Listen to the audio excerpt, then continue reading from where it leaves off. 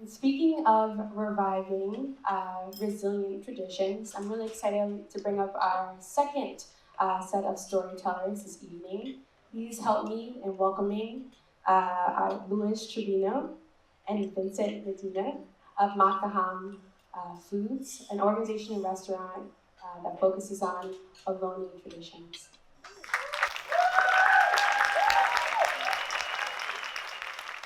Orshimur Makam, Nagrakat Vincent Medina, Ayekanamu Ekmakna Nerakat Louis Trevino, Ayemakin Alone Taraim, Quitmakwara, Hoshewara Ramatush. What I just said to you all in my family's language, Chochenyo, which is the very first language of the East Bay, where my community is from, the Muekma Alone people, is hello, good evening.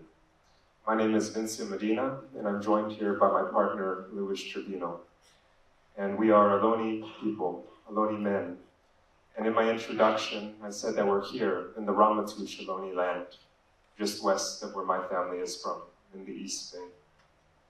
I'd like to start by acknowledging that we can only do this work that we're going to speak of because of the strength of our ancestors, who left us the wisdom to be able to revive these traditions, to see them anew, and also teach us, our elders, how to revive these traditions so that we could have them again in our lives. I'd like to share with you a story. In our language, we say, Nesa Maknunu. Now we're going to storytell. A long, long, long, long, long time ago, in the ancient times, before humans were ever created, our elders, when the rains get heavy, they tell us a story about when our world was created in the East Bay, on the peaks of Tushtak, the place that today many people know as Mount Diablo. They talk about a time when the entire world was flooded, except for the two peaks of that mountain. And after the waters receded, life was created. The humans weren't the first ones that existed. The waterways, the bay, all of the environments that we see today, these microclimates and valleys, they existed before we do. Animals were created before us, and then humans. And we're only part of the story. But we were taught that we were created in our home to live there forever, to be good to that place, and the place would be good to us back. And our ancestors did that since those beginning times. And our people lived well, settled, good lives in the East Bay, forever. Where I was born at, it's along the same waterway that my great-great-great-great-great-grandmother was born, San Lorenzo Creek. That's where myself and Louis live today. That's where the vast majority of my family lives as well. And in that area, our ancestors and our family, our elders and our great-grandparents have found an ability to stay put, to never leave there, to never leave home in the truest sense.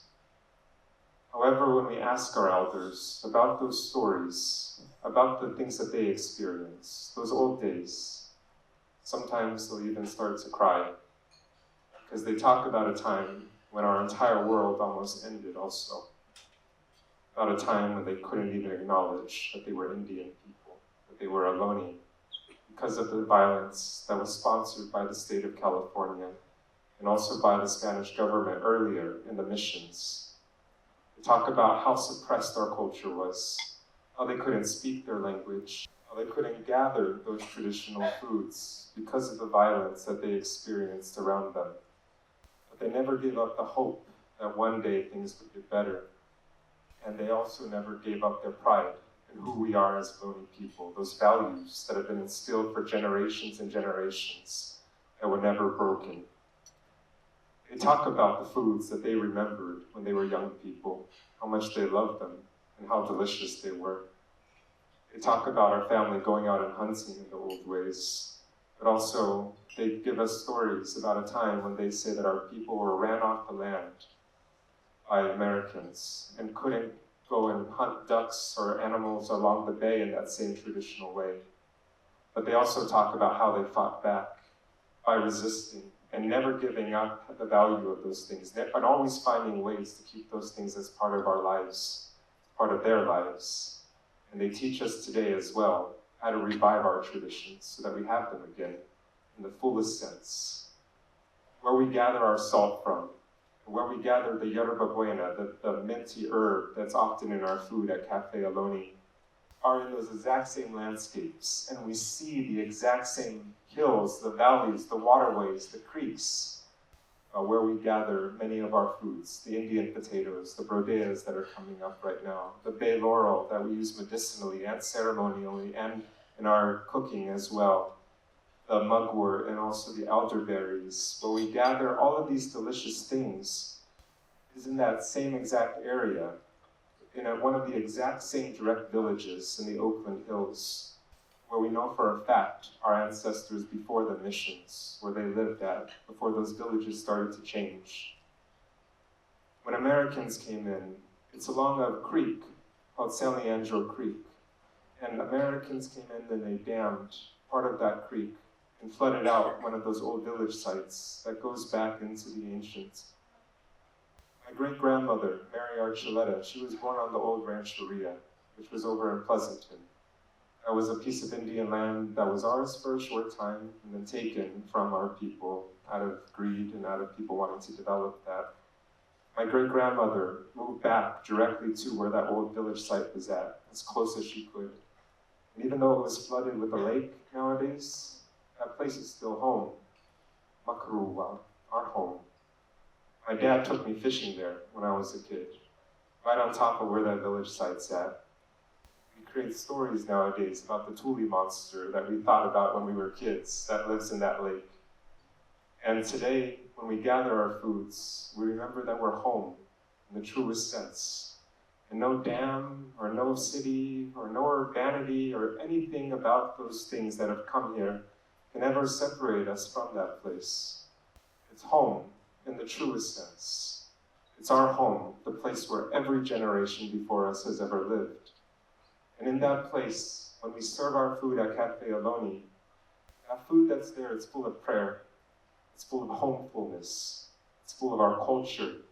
And it's full of that knowledge that those places, that those foods are coming from the same places that our ancestors have always lived. But we know that the future generations will live as well. And today, Aloni children are growing up so empowered with our foods, with our stories, with our language, right in our home, the way that it was intended. And this is decolonization in action. We're so proud of it, and it's only possible because of those people before us, because of our Creator. We know that we're blessed. Thank you.